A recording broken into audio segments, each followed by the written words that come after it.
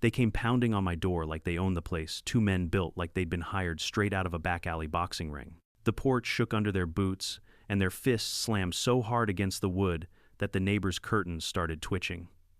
"You owe money, old man. Pay now, or we'll make sure you regret it." For a moment my stomach dropped. Debt collectors IRS. Had I missed a payment somewhere?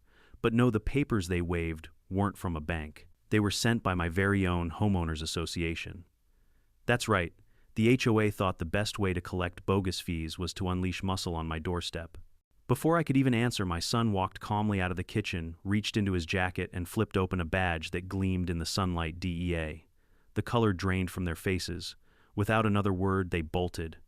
And that was only the beginning of the war they never should have started. My name is Richard Palmer, though most folks in this neighborhood shorten it to Rick. I turned 50 last winter, and I swear my right knee remembered the exact day before the rest of me did. It pops when I climb the porch steps and complains when the weather changes like an old dog that still wants to chase a ball but prefers a warm hearth. I'm not fancy. I run a small crew as a construction foreman, still keep a grease-stained tape measure on my belt even on days off, and I've got a Craftsman toolbox older than my son. Most Saturdays you'll find me cleaning that box and sharpening my mower blades while the radio mutters classic rock from the garage.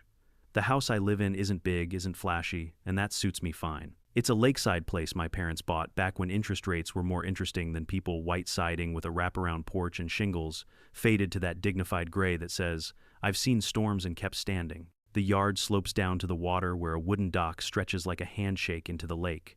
When the wind is right, I can smell pine and wet earth and hear the loons at dusk. I rebuilt the dock last summer. New pilings, pressure-treated planks laid straight as soldiers. Some men golf for peace.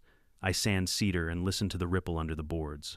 I married Laura 27 years ago, and she's still the best decision I ever made. She's got one of those smiles that straightens your spine, and a way of tilting her head when I'm being stubborn that makes me less stubborn purely out of self-preservation. She teaches part-time at the community college, basic accounting, home budgeting, that sort of thing, but she runs this home with kindness and a ledger book that would make the IRS blush. "Pay what you owe, nothing you don't," she tells our son and me, "and keep every receipt in a folder." Her folders could win awards. Our boy is Daniel. Well, a man now, 28, thick through the shoulders, from lifting and steady in a way that makes people hush without knowing why. Growing up, he never picked fights, but I can't remember a time he walked away from someone being pushed around. When he told us he'd joined the DEA, Laura went quiet the way mothers do when news is too big for a single breath. I put my hand on his shoulder and felt the solid weight of purpose. He doesn't brag. Around here, folks think he works somewhere in government, and that's just fine by him. Respect, not attention, that's the way Daniel lives. For most of my life, the neighborhood fit me like an old flannel shirt. The Thompsons next door bring over pecan pie at Thanksgiving. Mr. Talbot 2 doors down fly fishes, and tells the same story every June about the monster brown trout he almost caught when Reagan was president. We wave to lawn crews, swap perennials, and hold a block barbecue on Memorial Day, where the grill smoke hangs low and heavy and the kids run in figure eights around the coolers. It's the kind of place where a lost dog will sleep on 3 porches before the owner even realizes he slipped the gate. And then there's the HOA. I didn't join this community to fight with a committee, but the HOA came with the deed like a stubborn stain. At first, I didn't mind the idea, pay a few dues, keep the common areas tidy, make sure nobody paints their house neon orange. Reasonable right, that's what they sold us at closing anyway. But rules in the wrong hands turn into weapons. And in our neighborhood, those hands belong to a woman named Karen. Karen is organized. I'll give her that. She walks with a clipboard glued to her chest like a riot shield and wears that tight smile that never reaches the eyes. She knows every bylaw number like a pastor knows the Psalms, recites them in a tone that suggests divine origin. If you've got a flagpole an inch too tall, Karen knows. If your recycle bin peeks out from the fence on a Tuesday, Karen is already composing the email in her head. She's not content to be right. She needs you to feel wrong. When I first met her, she introduced herself with a tone I'd call customer service mixed with airport security. "Hi, I'm Karen, HOA president. We're so glad you maintain your hedges. By the way, your mailbox is a shade darker than approved green. No rush." She said no, rush the way a traffic cone says detour, bright plastic, and unavoidable. I laughed it off, offered her lemonade, and figured we'd coexist. The world's wide enough for all types until one type decides it's not. The longer Laura and I lived here, the more obvious it became that Karen loved the feeling of authority. If there was a gray zone in the bylaws, she colored it in with permanent marker. One spring, a neighbor put a small bird bath in her garden, pretty little thing with a mosaic rim. Within a week, a letter arrived calling it non-compliant decorative statuary. We all joked about it at first, but the fines weren't jokes. $50 here, $75 there. And when someone missed a deadline, penalties worked like rabbits. I tried staying out of it. I really did. I mow on schedule, edge the walk, keep the porch light bulbs warm white like the handbook suggests. I even restained the dock with the approved brand because I'd rather enjoy the lake than send emails about it. But the thing about people like Karen is that they don't just want a tidy neighborhood.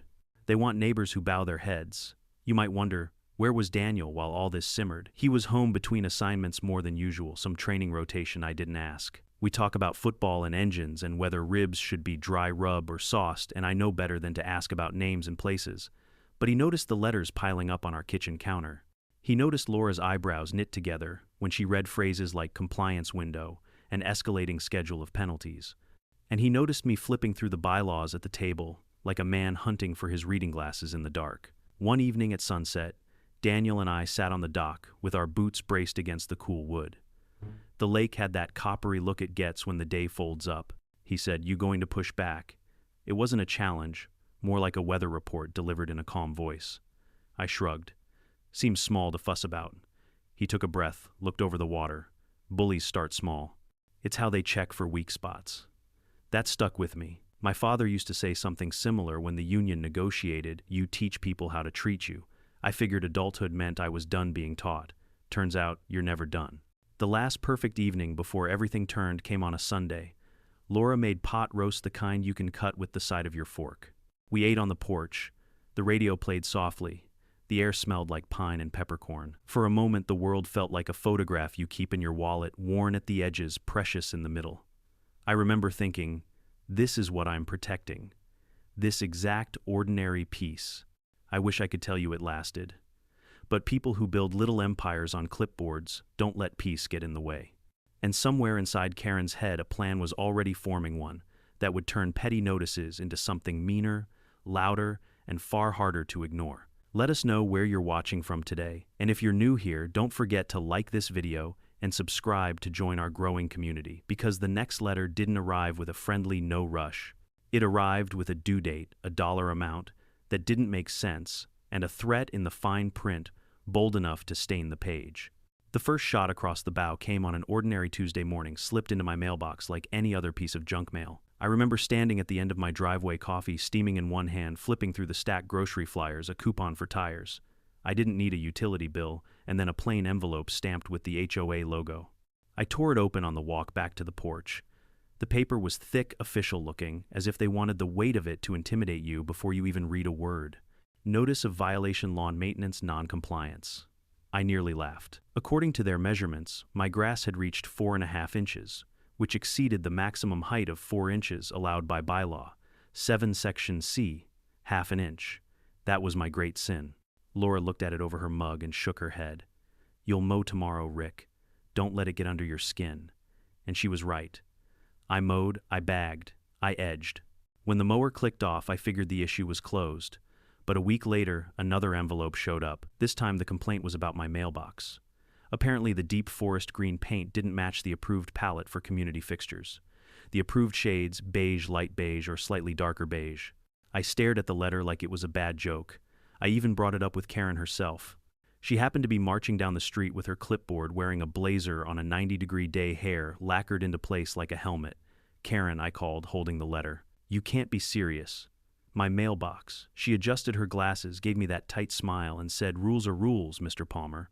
We maintain harmony here. Non-compliance creates disharmony." I almost told her disharmony was a word better suited for a marriage counselor than a mailbox, but I bit my tongue. "Fine," I muttered. And sure enough, the next weekend I slapped on 2 coats of HOA beige. Most people would have let it end there. Most people did. That's how they wear you down, petty infractions, until you either comply or collapse. But Karen wasn't finished.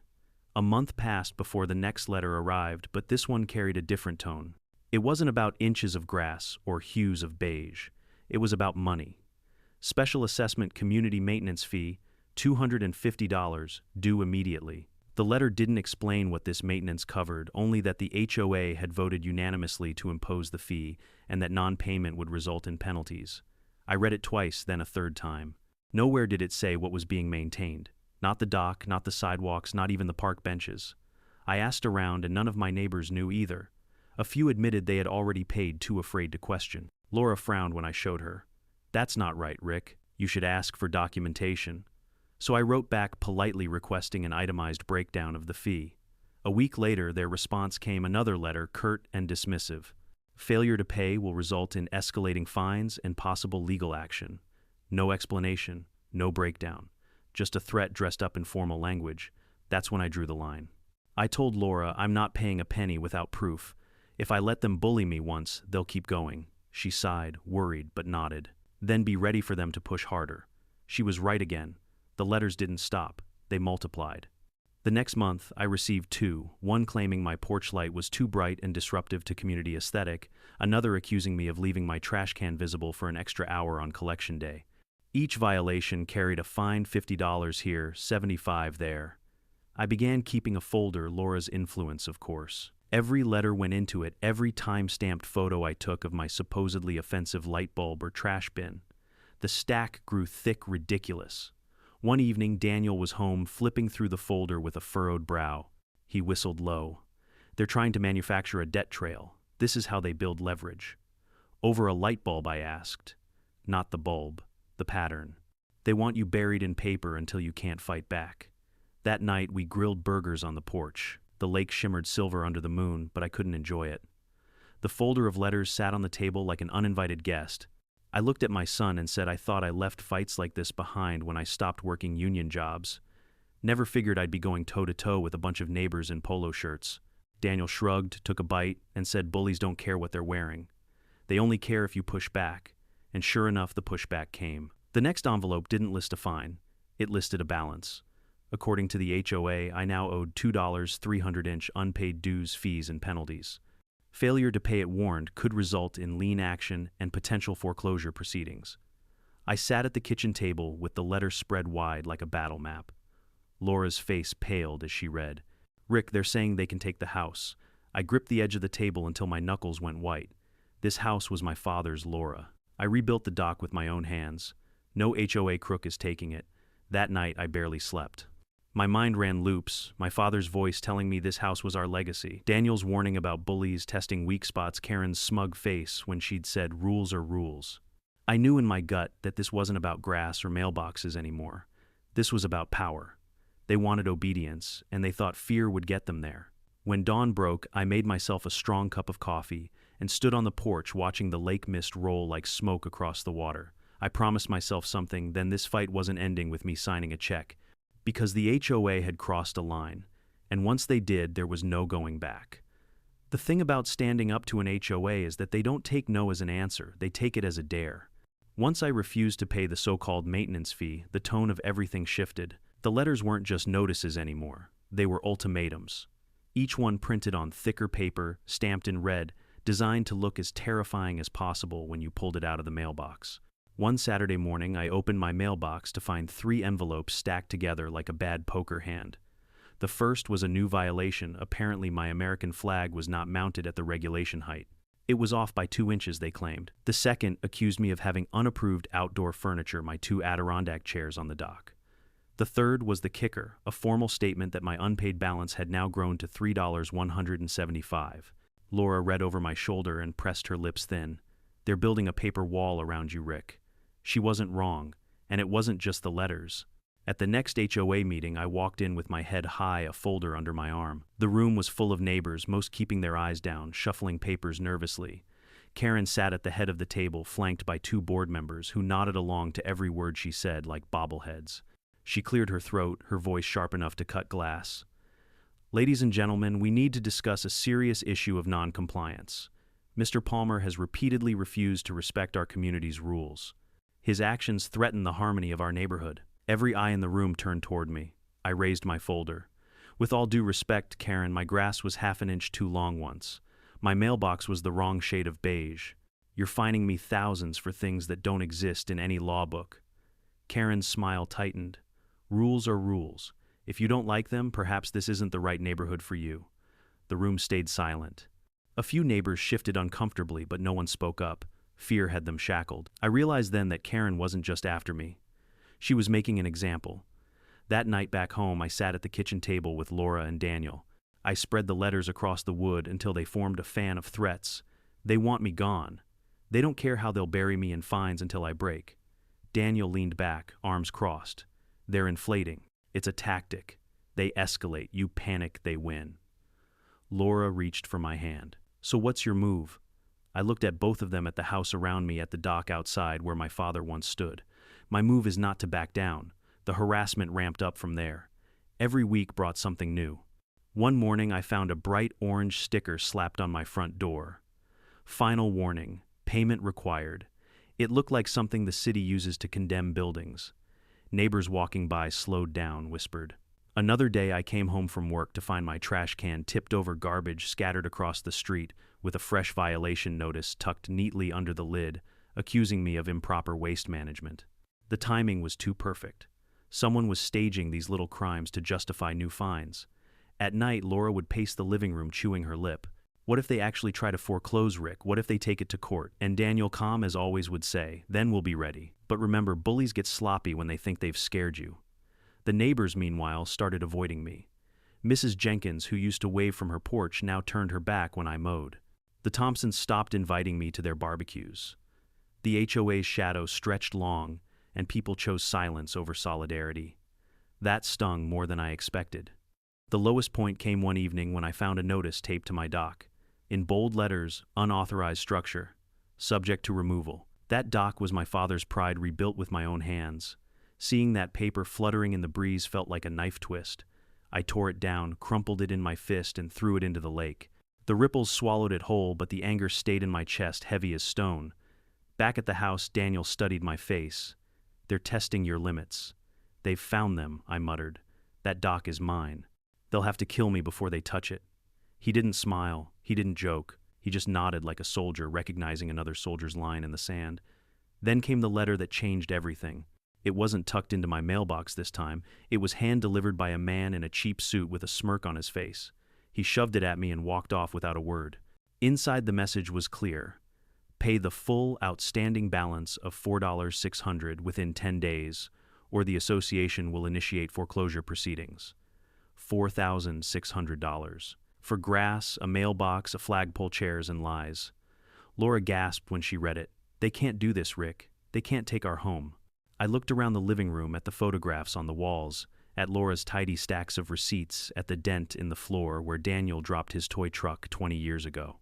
And in that moment, I swore this house would not become their trophy. Because I finally understood this wasn't about money. It wasn't about rules. It was about power. They wanted the whole neighborhood to see me broken. And that was something I refused to give them. The battle lines were drawn, and the war was only getting louder. If the HOA wanted war, then war was what they'd get. But I wasn't going to fight them with fists or anger. I knew the only way to beat people who hide behind bylaws and paperwork was to drag them out into the light and let their own rules strangle them. So I started digging. Every evening after work, I sat at the kitchen table with a cup of coffee gone cold, and the growing stack of HOA letters spread around me like puzzle pieces. Laura helped, of course, her accounting mind sharper than any calculator. "See this line," she'd say, pointing at a budget summary from the last annual meeting. "It says $12,000 allocated for landscaping. But if you compare with the minutes from 2 months later, only $4,000 was spent. Where did the other 8 go?" She didn't have to answer her own question. We both knew the money was missing. I started requesting documents, financial statements, expense reports, board minutes. Karen wasn't happy about it. She delayed, sent incomplete files, claimed the rest were under review, but the more she stalled, the more suspicious it looked. Daniel, meanwhile, coached me on strategy. "Document everything, Dad. Every call, every letter, every word, and keep copies off-site." Bullies love to claim things never existed, so I did. I filled a binder with photos of my dock, my mailbox, my supposedly offensive lawn. I kept envelopes with postmarks. I even took time-stamped video of me rolling my trash cans out at the exact approved time.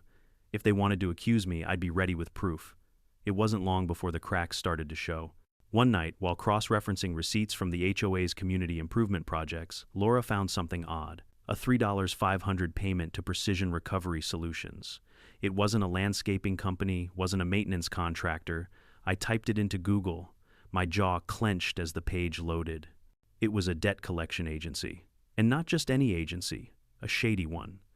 The reviews were littered with words like harassment threats and illegal tactics.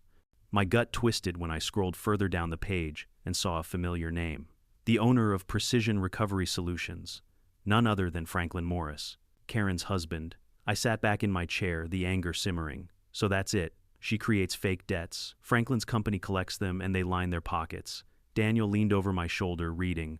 He gave a low whistle. That's not just unethical. That's potentially criminal. Extortion, conflict of interest, misuse of authority. Take your pick. We shared a look. For the first time, I felt like I had them on the ropes, but I wasn't ready to show my hand yet. No, this kind of information was too valuable to waste in a shouting match. I needed to build the case carefully, brick by brick, until the whole structure collapsed under its own weight. So I dug deeper. I attended the next HOA meeting with a smile plastered on my face, acting like the obedient neighbor they wanted me to be. Karen called roll, rattled through agenda items, all while giving me side glances, like she was daring me to speak. I didn't. Not yet. But I did notice something strange. The treasurer, a timid man named Carl, kept shifting uncomfortably whenever finances were mentioned. His hands trembled as he read out numbers. His voice cracked. It didn't take a detective to realize he was hiding something or being forced to. After the meeting, I caught him in the parking lot. "Carl," I said, keeping my tone casual, "you ever wonder where all that landscaping money went?" His face drained of color. He stammered, I just read what they give me." Then he scurried off like a rabbit chased by a hawk. That was all the confirmation I needed. Back home, Daniel leaned against the counter, arms folded. "You're circling in. Don't spook them too soon." "I won't," I said. "But it's getting harder to keep quiet."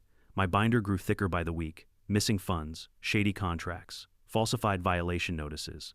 All roads led back to Karen and Franklin. Still, I knew evidence alone wouldn't be enough. HOA boards have a way of twisting things, of turning the accuser into the accused. I needed witnesses, allies. That's when the tide started to turn. One evening, Mrs. Jenkins knocked on my door. She looked nervous, glancing over her shoulder before stepping inside. "Rick," she whispered, "they fined me $500 for having a wind chime." A wind chime. They said it disturbed the sound uniformity of the neighborhood. Laura poured her tea, sat her down. I showed her my binder. Her eyes widened. "You've been keeping all this." "Yes," I said. "And I'm not the only one they're bleeding dry.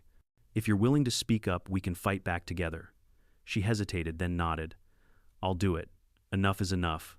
Word spread quietly. One by one, neighbors began sharing their stories. Inflated fines, harassment threats. Some even admitted Franklin's collectors had come knocking at their doors too. By the end of the month, I had more than a binder. I had a movement. But Karen wasn't going to roll over.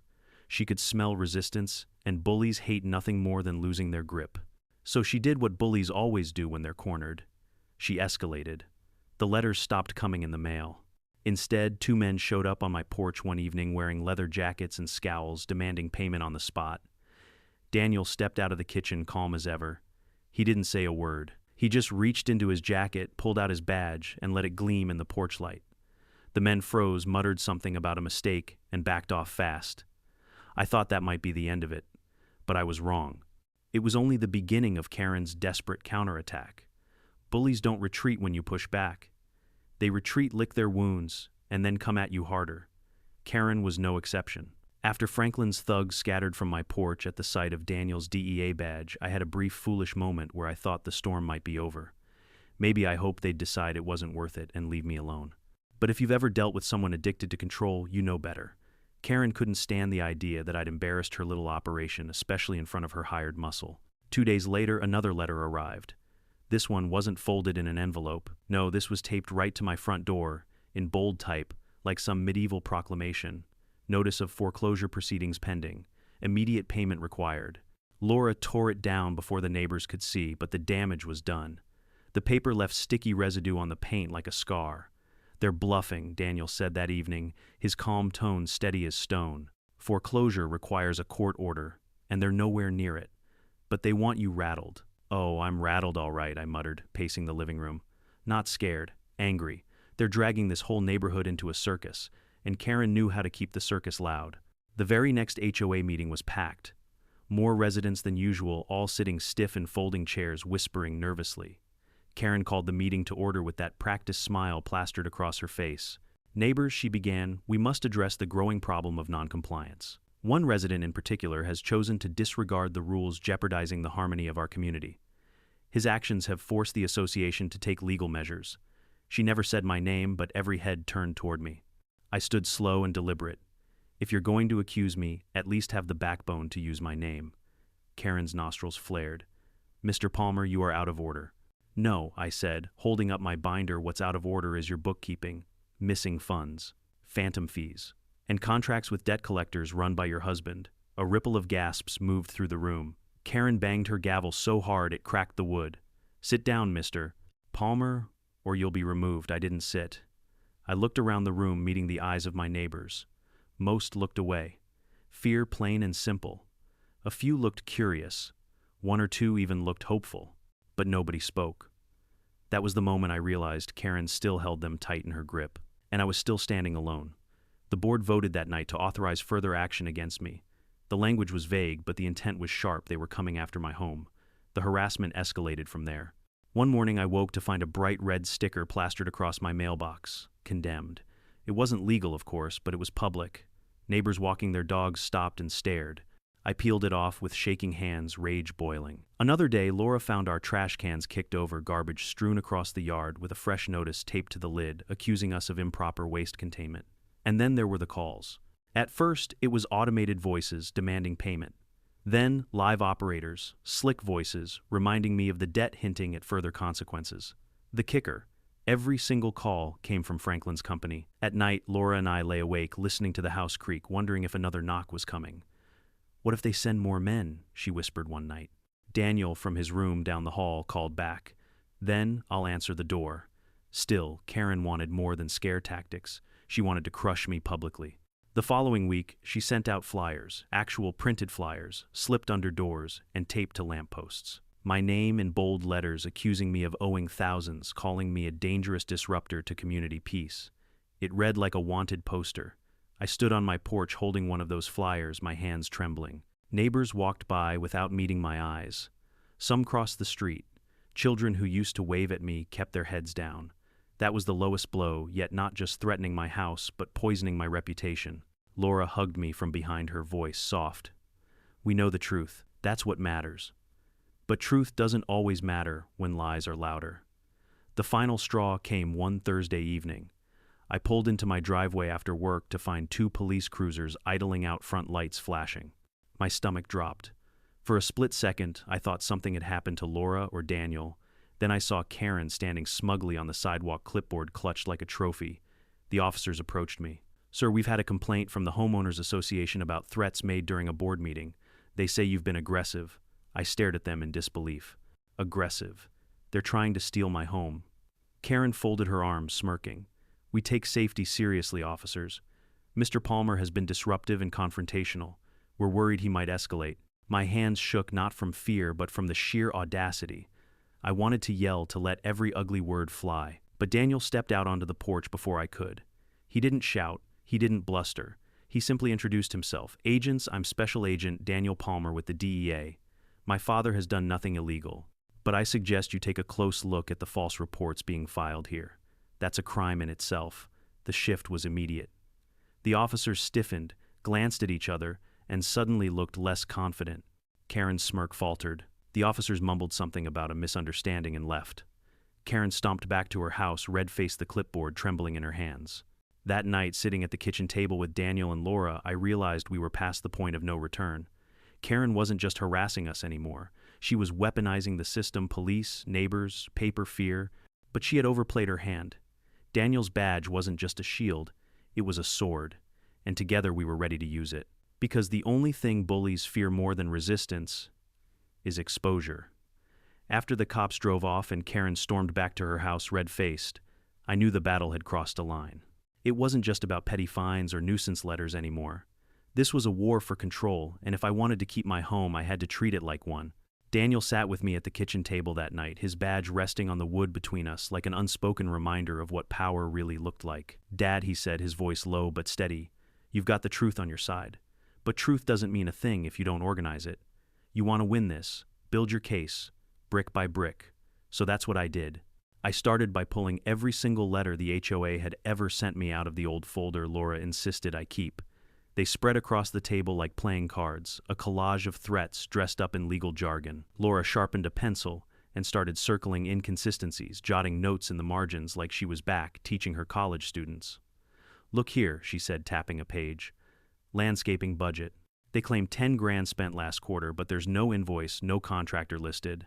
She flipped to another page, and here they list a consulting fee. Same month, same amount. I'll bet money that's Franklin's company. It was like pulling threads from a sweater. The more we pulled, the faster the whole thing unraveled. Daniel took it a step further. "You need to log everything in order," he said. "Think like an investigator. Dates, times, photos, recordings. When you present this, it needs to be airtight." He showed me how to back up files digitally, how to timestamp photos, how to catalog every violation letter alongside the evidence that disproved it. I'd never felt so much like a student in my own house, but he was right. By the time we finished that week, I had not just a folder, but a binder thick enough to stop a bullet. And then came the phone call. I was fixing myself a sandwich one afternoon when the phone rang. A smooth, greasy voice slid through the receiver. "Mr. Palmer, this is Precision Recovery Solutions. We're calling to inform you that your outstanding balance is now in collections. Failure to pay may result in seizure of property. We can send a team this weekend to begin the process." My heart thumped, but Daniel had drilled me for this. "Who authorized this action?" I asked, steady. The man on the other end chuckled. "The HOA president herself. We've got a contract with her office." I clicked the record button on the little device Daniel had set up for me. "Thank you," I said flatly, then hung up. That single admission was worth more than gold. It was proof a direct link between Karen and Franklin's company. I wasn't alone for long. The neighbors started trickling in one by one. Mrs. Jenkins came first, clutching her own pile of violation letters. "They fined me for leaving my pumpkins out too long after Halloween," she whispered, embarrassed. Then came the veteran from down the street, who slammed his folder on my table and growled, "They charged me $200 for flying the Marine flag." Can you believe that a young couple showed up next, carrying photos of their rose bushes and the $150 fine they'd been slapped with for planting without prior approval? By the end of the week, my living room looked like a war room. Stacks of folders, neighbors, telling stories that mirrored mine, each one angrier than the last. And for the first time, I saw hope in their eyes. They realized they weren't alone. Still, I knew stories weren't enough. I needed law on my side. So I met with Harris, a local attorney who specialized in HOA disputes. He flipped through my binder with raised eyebrows. "Mr. Palmer," he said, "this isn't just harassment, this is fraud. You've got misuse of funds, conflicts of interest, maybe even extortion. If you're willing to fight, I can take this to court." That was all I needed to hear. We drafted letters that very night, formal, sharp-edged documents demanding full disclosure of financial records. Copies went not just to Karen, but to the entire board, the state's Department of Consumer Protection, and just for good measure, the local news station. And speaking of the news, I made a quiet phone call of my own. A reporter I'd helped years ago patched her father's roof after a storm picked up right away. I laid out the basics: fake fines, shady collectors, residents scared into silence. Her voice sharpened instantly. "This is a story people need to hear. Keep me posted, Rick. When you're ready to go public, we'll blow the lid off it." Karen must have sensed the walls closing in because the harassment only grew nastier. Flyers smeared with lies about me reappeared on lampposts. A bright red sticker reading "Unsafe Property" was slapped onto my garage door in the dead of night. Franklin's truck idled outside my house, more than once his eyes cold as steel. But for the first time, I wasn't shaken. Because every flyer, every sticker, every shadowy drive-by only added to my pile of evidence. Every move they made was another rope to hang themselves with. On the eve of the next HOA meeting, mandatory attendance, the agenda stamped with bold letters about critical financial updates. I sat at the table with Laura and Daniel. The binder sat closed in front of me, thicker than ever, its spine bulging. Daniel rested a hand on my shoulder. "Tomorrow, you take it to them. You don't shout. You don't lose your cool. You let the evidence speak, and when the time comes, I'll be there to back you." Laura squeezed my other hand. "And no matter what happens, Rick, remember, we're with you." I looked at the two of them, at the house around me, at the photographs on the walls. And for the first time in months, I felt steady. Tomorrow, Karen's empire of paper and fear would meet the weight of truth. And I was ready. The night of the meeting, the community center buzzed like a hive on the edge of collapse. Folding chairs scraped against the linoleum floor as neighbors shuffled in clutching papers, whispering in anxious tones. Some glanced at me, others avoided my eyes altogether. Fear still hung heavy, but under it I could feel something else, curiosity, maybe even hope. Karen presided at the head of the table, clipboard, stacked high blazer, pressed to perfection, her hair sprayed into immobility. Franklin sat behind her arms, crossed his presence, meant to intimidate. The rest of the board sat stiff eyes glued to their agendas, though it was obvious no one dared challenge the queen bee. Karen tapped her microphone, her voice shrill and authoritative. Good evening, neighbors. Tonight we address an ongoing issue of non-compliance that threatens the harmony of our community. One resident has refused to pay his dues and has amassed significant debt. The board is left with no choice but to move forward with foreclosure proceedings. The words foreclosure proceedings sent murmurs rippling through the crowd. I stood up, binder in hand, the weight of it heavy but reassuring. My voice was steady, controlled. If you're going to accuse me, Karen, at least have the decency to use my name. Say it to my face. Gasps scattered around the room. Karen's smile froze, then tightened. Mr. Palmer, you are out of order. No, I said, taking a step forward, placing the binder on the table with a sharp thud. What's out of order is your leadership.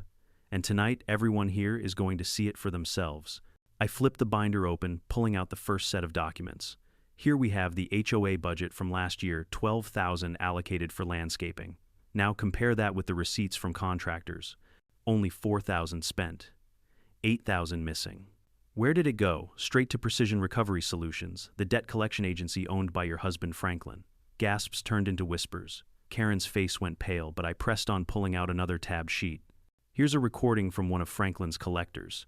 He admits on tape that you personally authorized him to threaten me with property seizure.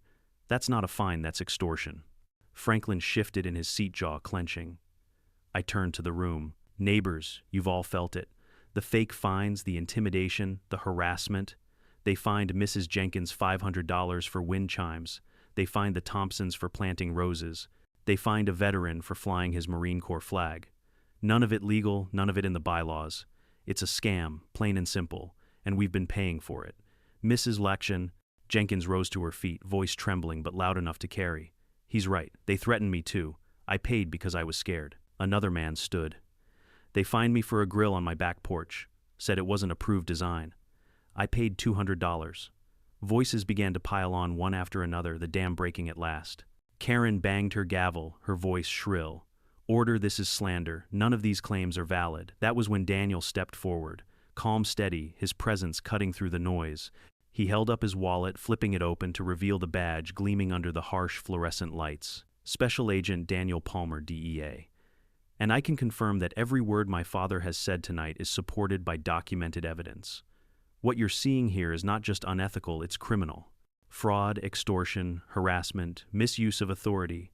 The room fell silent, the weight of his words landing like a hammer. Daniel's eyes swept the board. False police reports, intimidation threats, those aren't neighborhood disputes.